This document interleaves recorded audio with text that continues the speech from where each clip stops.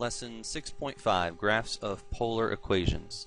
Now, in the last lesson, we started introducing ourselves to the polar coordinate system as opposed to the rectangular coordinate system. Now, just like we can do in the rectangular coordinate system, I want to go ahead and start graphing equations, in this case, polar equations. Now, before we get started, you want to go ahead and hunt down some polar graph paper. If you're one of my students, you can find that posted on Parent Access. If you are not one of my students, I'm sure you can find it on the Google. So, graphs of polar equations. Now, remember that a polar function, instead of it being y as a function of x, we have r as a function of theta, where theta is your input value. That is an angle that you put into the equation, and r, which is your radius, is your output value. So we put in a theta, get out a radius, as opposed to putting in an x and getting out a y. Now, this is going to be the polar graph paper that I'm going to be using, and since I'm going to be using it all the way throughout, I'll go ahead and label each one of the spokes right here. That way we don't have to keep relabeling them over and over and over again. Now, remember, of course, we start with 0 on the polar axis. Now, it doesn't matter if you do this in radians or degrees. I am partial to radians, so I'm going to stick with radians. If you want to do this in degrees, you are more than welcome to do that, which means up here I'm going to have pi over 2. Now there are 1, 2, 3, 4, 5, 6 spokes here, the sixth one being pi over 2. That means halfway to pi over 2 I would have pi over 4. And then there are pi over 4 being the 1, 2 third spoke. If I divide pi over 4 by 3, that would make this one pi over 12. So each one of these little spokes is pi over 12, or in degrees, it would be 15 degrees apiece. So if this is pi over 12, this is 2 pi over 12, 2 over 12 being pi over 6, 3 pi over 12 being pi over 4, 4 over 12 would be pi over 3, and then 5 over 12, 6 over 12 being pi over 2. So all the way around, each one of these is going to be pi over 2, but of course, the more common ones that we're actually going to be using would be the unit circle values at pi over 6, pi over 4, pi over 3, and of course all the quadrantals. Alright, so let's get started with our first equation, r equals 2. r equals a number, usually a great place to start. Now, way back in Algebra 1, when you first started graphing, you learned to graph by just simply using a t-chart, where you would plug in an x value, figure out what the y value was, and then plot the points. Now, we're going to start polar graphs the same way, but hopefully, once we start noticing a pattern, we can get away from that plotting points technique, because although plotting points will always work, it tends to be tedious and make the problem much more cumbersome and difficult than it needed to be. So I'll start with my t-chart. Remember, it's theta and r, not x and y. Theta is your input, r is your output. And I'll go ahead and start making a list of possible thetas, and I'm always going to use my unit circle values starting at 0. And normally I'd go all the way to 2 pi, but on this one we're going to notice pretty quickly we don't need to go that far.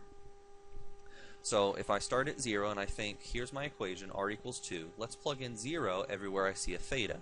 Well, right off the bat, you should notice there is no theta. So if I plug in 0 nowhere, and r equals 2, then r equals 2.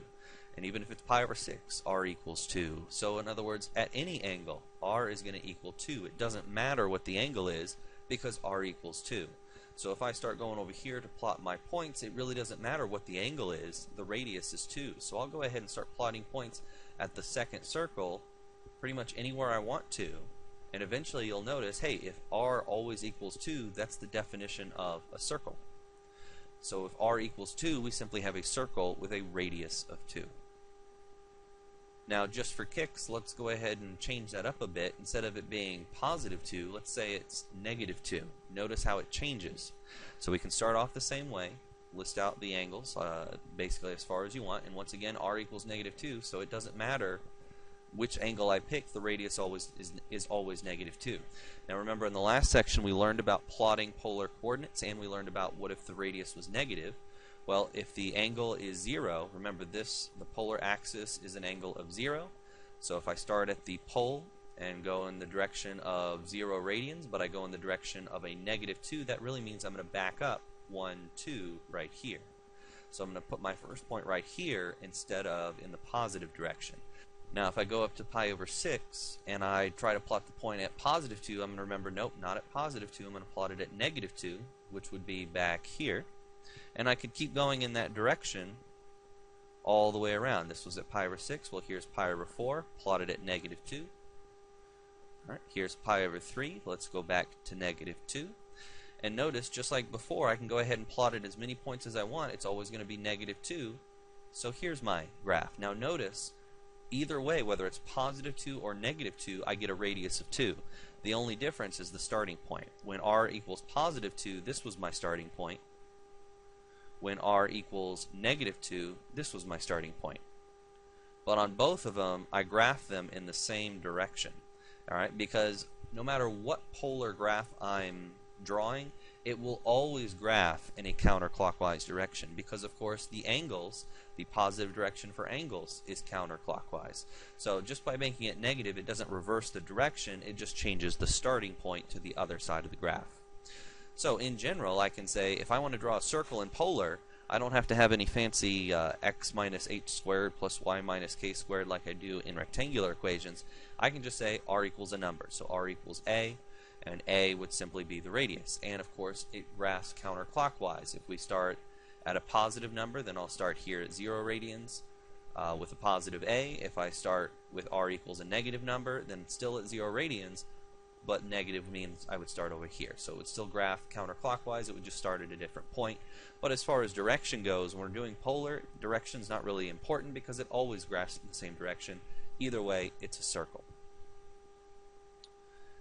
Now, I can do r equals a number. I should also be able to do theta equals a number, but we're going to find out pretty quickly we're not going to get a circle this time. So let's start off the same way. I'll do theta equals pi over 6. Well, since theta equals pi over 6, I can only pick one angle value for theta. It has to be pi over 6. It can't be anything other than pi over 6. What doesn't matter is the radius. I can pick any radius that I want as long as the angle is pi over 6. So if I start plotting points at pi over 6 radius of 1, pi over 6 radius of 2, pi over 6 radius of 0, -1, -2, what I'm going to start to realize pretty quickly is when it's theta equals a number, it's just going to be a line going through the pole. So whatever the angle is, whether it's pi over 6, pi over 3, negative, pi over whatever, I'm going to have a line at that particular angle in the positive direction and the negative direction.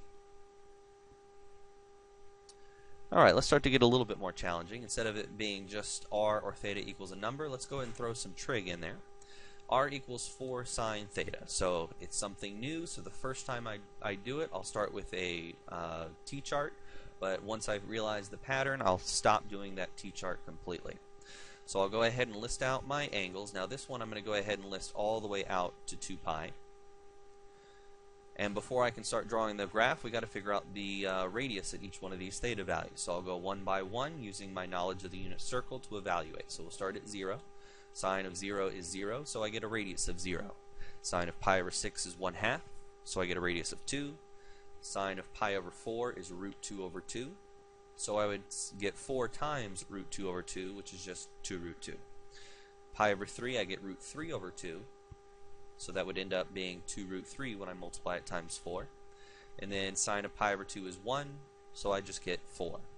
Now, my knowledge of the unit circle tells me I don't have to waste time continuing to calculate these. I know as I pass pi over 2, I'm just going to repeat the exact same values I did on the way up. I'm just going to repeat them on the way down in reverse order. So it would be 2 pi over 3, 2 root 2, 2, back to 0 when I get to pi. And then on the other end, it's going to be the same values, but now it's just going to be all negative. Back to 0. Alright, now I'm ready to start plotting. Now, when I start plotting, though, I need to remember these roots. I can't plot a root. I got to convert it to decimal.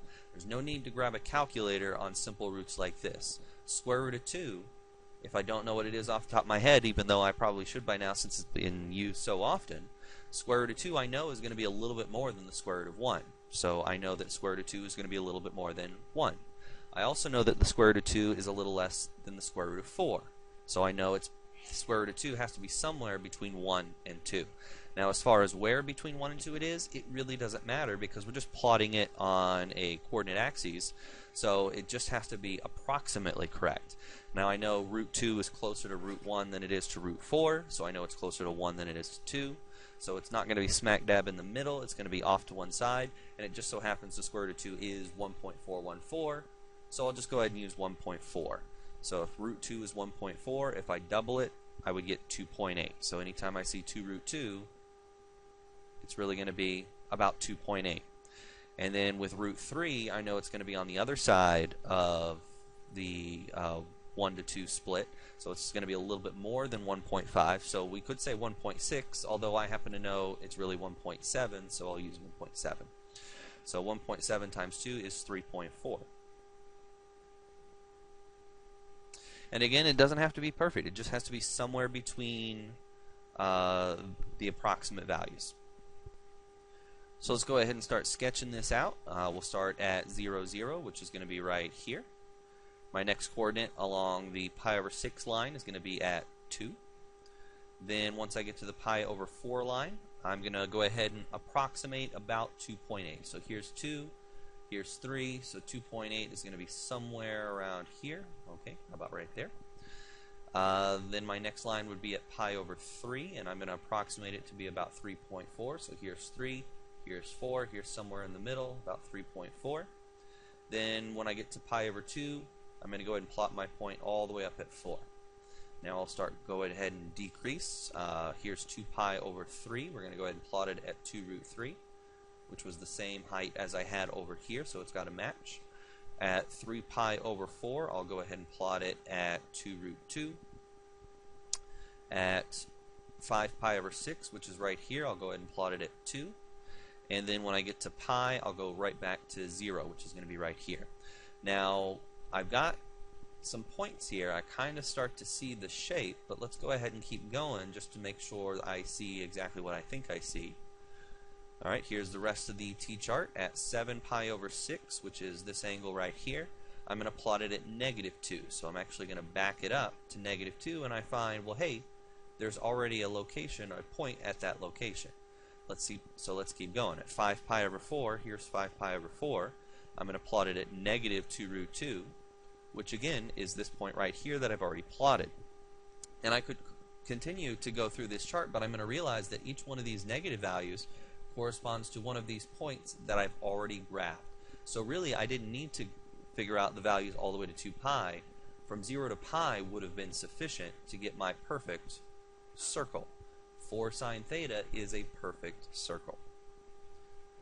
So now that I know that 4 sine theta is a perfect circle, I can kind of generalize this type of format into saying that anytime it's r equals a sine theta, or for that matter a cosine theta, it's going to be a circle. If it's sine, it's going to be a circle on the y-axis.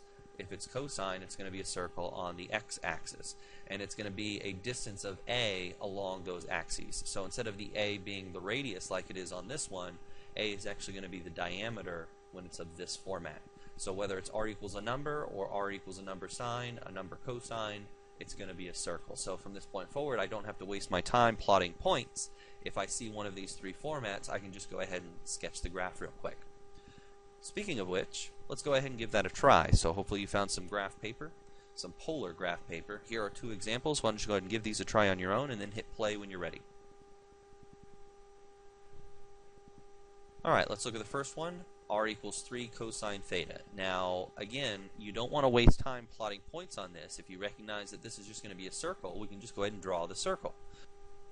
So what we know about this circle is that the a value is 3, so that's going to be the diameter of the circle, and the fact that it says cosine means it's going to be the diameter along the x-axis. So instead of wasting time plotting points, I'll just go ahead and plot a point at 3 along the x-axis, 1, 2, 3, and then I'll go ahead and draw my circle. Now remember, it's not a circle following the polar graph paper, it's a circle from 3 back to the pole at 0, 0.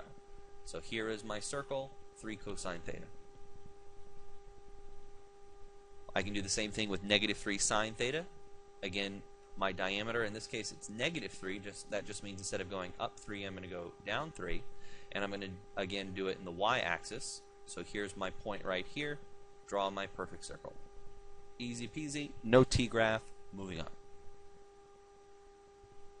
Alright, here's something a little bit new, so we will go ahead and use that t-chart.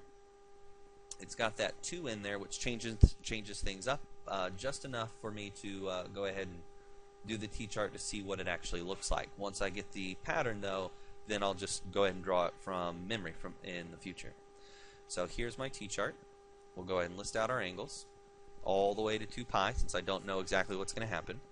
And we'll go ahead and start plugging in to figure out what the radiuses are. So plug in 0. 0 times 2 is 0. Sine of 0 is 0.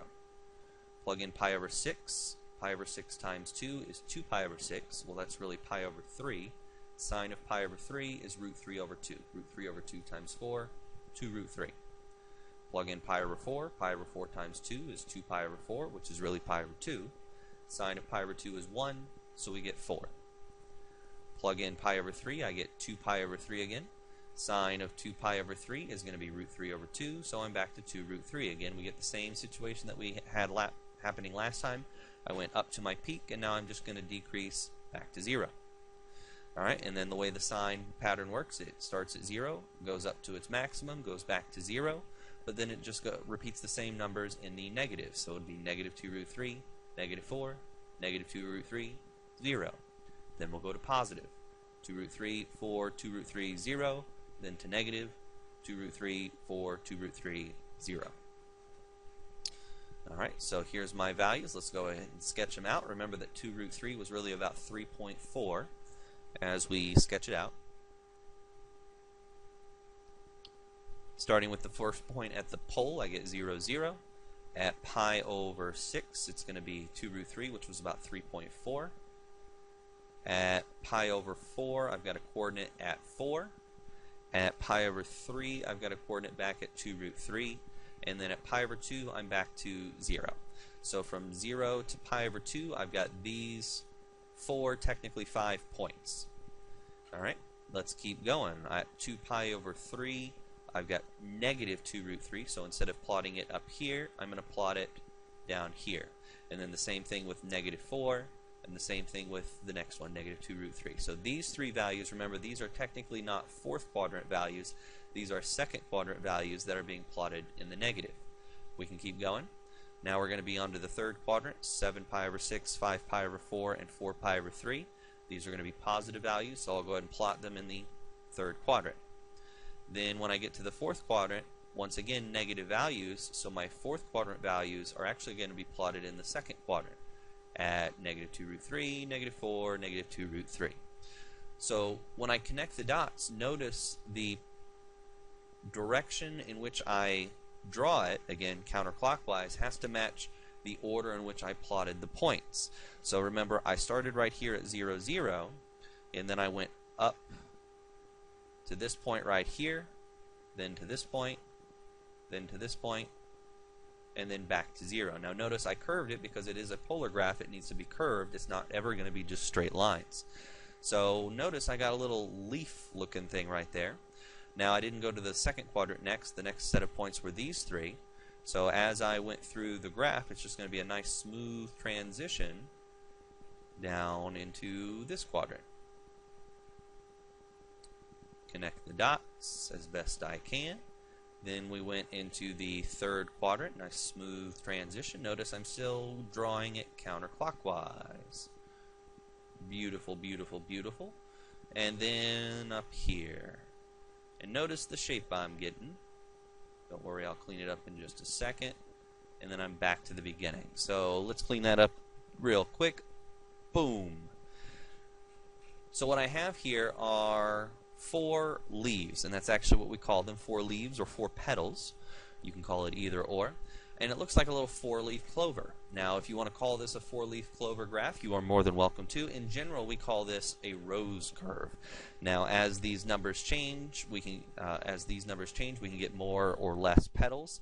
But in general, we call the classification a rose curve. So a rose curve is any equation, any polar equation that's of this basic format. Now we still have that same a value that we had before. That's going to be the radius. That's going to tell you how far out from the pole that the rose is going, or the leaf is going to go. And then the n value is going to determine the number of petals. The question is, how does that n value determine the number of petals? And to illustrate how the n value affects the number of petals, I'm going to go ahead and pull out my calculator and just go ahead and start putting in test values to see how this affects it. Now, because this is polar, I'm going to go to my mode, and I'm going to change my mode into polar mode. POL stands for polar. So when I go to the y equals screen, notice it's no longer y equals, it's no longer y and x equals, it's r equals. So on the last one, I believe it was 4 sine of 2 theta. So when I hit 2 theta, notice when I hit that variable button, it's going to pop up the theta because I'm now in polar mode. X is when I'm in function mode, t for parametric, theta for polar, and n for sequence mode. Alright, and then when I graph it, I see my 4-leaf clover. Alright, now I'm going to go ahead and zoom this in just a little bit. I'm going to change my window. Notice the window's going from 0 to 2 pi. My xmin and xmax, I'm going to go ahead and change that up a little bit just to make it a little closer. Remember, x is going to be longer in the x direction than it is in the y direction because of the rectangular screen. I'm going to make it -6 to 6 in the x direction and -4 to 4 in the y direction, just so we can see a little bit prettier close-up of the graph. Notice the path that it's sketching. It graphed it counterclockwise in the same direction that we plotted the points. So remember, this was sine of 2 theta, so look what would happen if I change it to 3 theta. I still get a rose curve, but this time it only has 3 petals. So I went from 2 theta to 3 theta, and it went from 4 petals to 3 petals. Let's keep changing that in value. Let's change it to 4, and see how many petals I get this time. Now notice, count them up, I have 8 petals. When the n value was 4, I have 8 petals. When the n value was 2, I had 4 petals. N value was 3, I had 3 petals. N value is 4, I have 8 petals. I wonder if you're starting to notice the pattern. Let's change it to 5.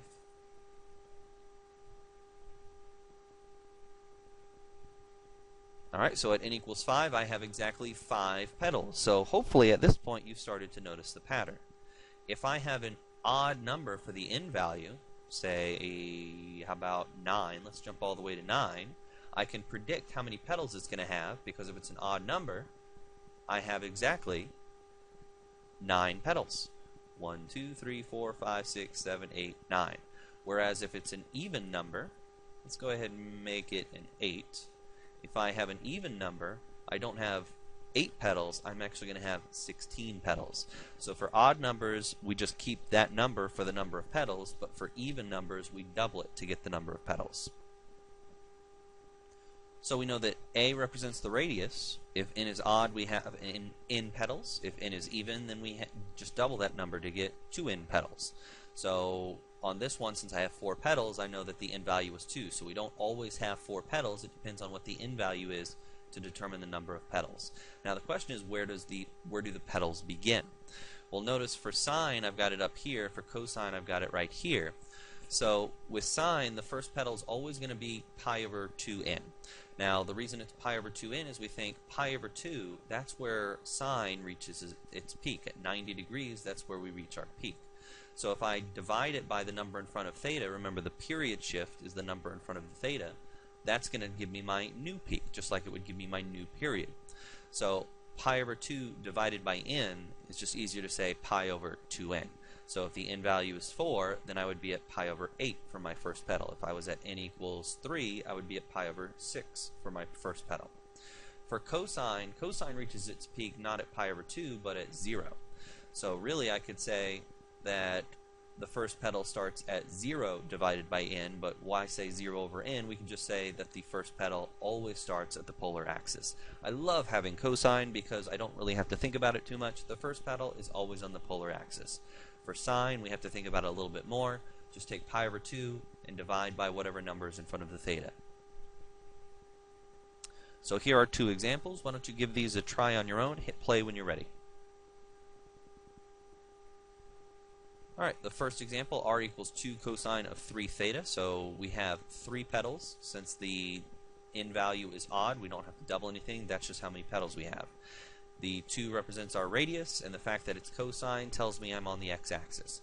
So I will start my first petal on the x-axis at x equals 2.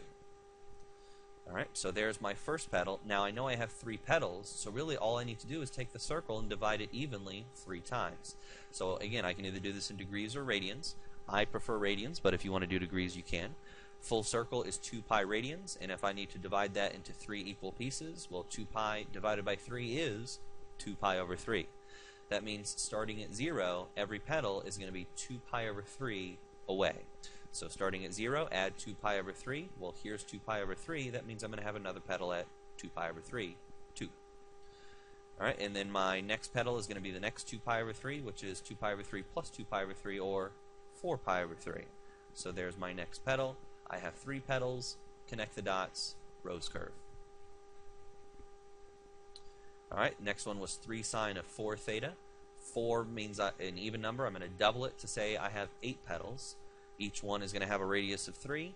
And since since it's sine, I'm going to start my first petal at pi over 8. Remember, it was pi over 2 divided by 4, or you can say pi over 2n. Either way, you get pi over 8. Now, the problem with my graph paper is I don't really have a pi over 8, but I can find pi over 8 pretty quickly. Pi over 8 is simply half of pi over 4. Well, if this is pi over 4, half of pi over 4 would be right here in the middle of pi over 12 and pi over 6. So I'll go ahead and plot on the third circle. I'll go and call that pi over 8. Now, I know I have 8 petals, so I need to divide my circle evenly 8 ways. So if I have 2 pi as a full circle, then 2 pi divided by 8 would just be pi over 4. So every pi over 4, or every 45 degrees, I'm going to draw another petal. So if I'm at pi over 8 right here, if I add pi over 4 to that, that would get me right here. And then another pi over 4 would be right here, and another pi over 4 would be right here, and then right here, here, here, and here. So there's all 8 of my points, all equally spaced around the circle. I now have my 8-petaled rose curve. Alright, so the key here is to be able to classify the polar function before you actually graph it. Instead of having to plot points, we classify it and then we graph based on that classification technique. So on the first one, I see r equals 2 cosine theta, so what type of polar function is that? This is the part where you answer, that's a circle. Then I see r equals 3 cosine of 6 theta. The fact that there's a number in front of the theta tells me that this one is a rose curve. And then I can plot each of these using their own separate techniques. Now, there are more types of polar functions than just circles and rose curves. Now, we're only going to learn about a few, but the good news is these are the only 2 types that you really need to concern yourself as far as graphing goes. The others, as long as you can identify them, that's going to be enough for us. So let's look at those. The next one is going to be limacon. This is pronounced limacon. Notice underneath the C, there's a little accent there, which really means that it's a soft C, not a hard C with a K, but a soft C with a S. This is a limacon. Now, a limacon is an old French term that means snail, which makes perfect sense because that makes no sense. I have no idea why we call this a limacon. We just do. So, limacons are of the format r equals a plus or minus b, either sine theta or cosine theta. It doesn't matter which one we have, as long as we have the same basic circle formula with something being added or subtracted. Now, as far as whether it's plus or minus, that's not really going to matter as far as our concern goes. It will matter as far as graphing goes, but for us, we don't really care.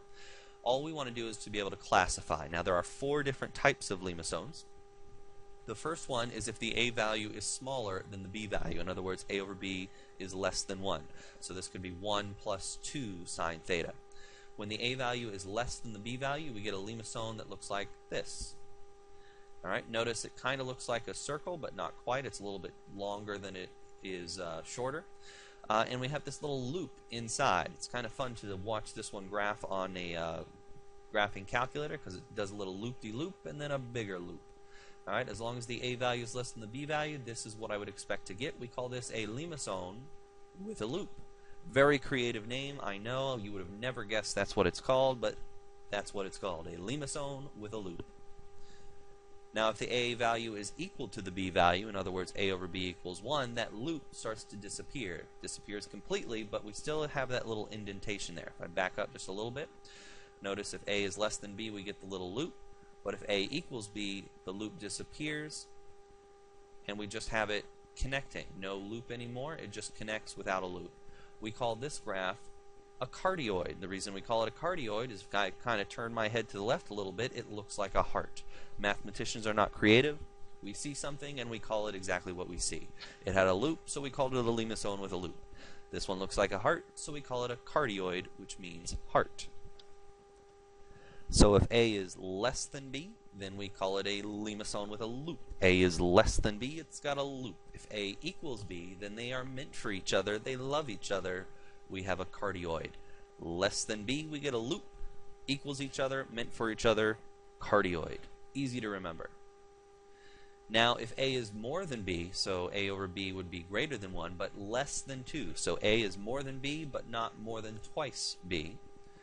Then we get this little guy. Still kind of looks like a heart, but it doesn't come nearly as far to a point. So it's getting further and further away from that initial loop.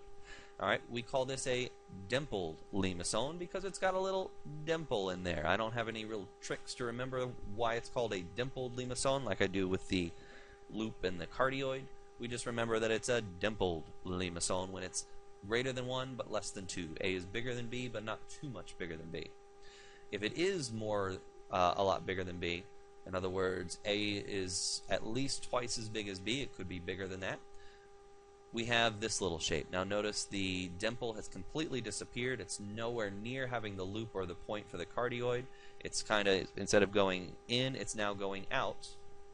It is a convex limacone. It is not a circle. It's a little bit too flat on one side to be a circle. It is convex. It's pointing out limacone.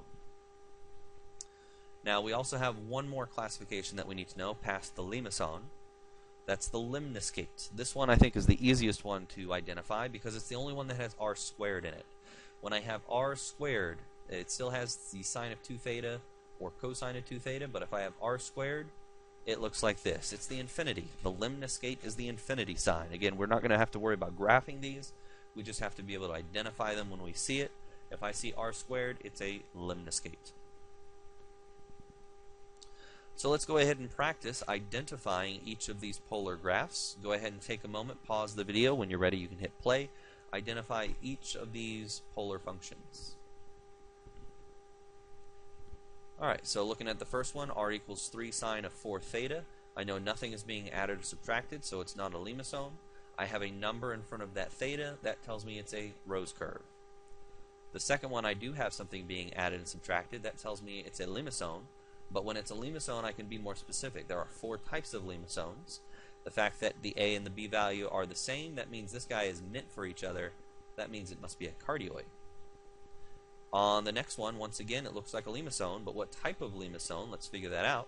Now, I could distribute that 3 onto this guy so that I'd have 3 minus 6, but it really doesn't matter. It's not what the numbers are individually, it matters what their ratio to each other is. A over B would be 1/2. 1/2 is less than 1. Limacone's less than 1. That's a limacone with a loop. Next one, I see r squared. No thinking. It's a lemniscate. This would be an infinity sign because of the r squared. Now when I get to the next one, maybe this one may have thrown you off a little bit.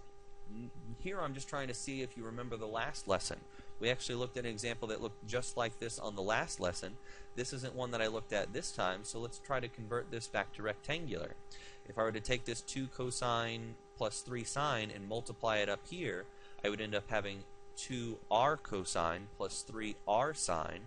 Well, anytime I see r cosine and r sine, that's really x and y. So this would really be 2x plus 3y equals 10. Well, hey, Algebra 1, I remember that. That's a line.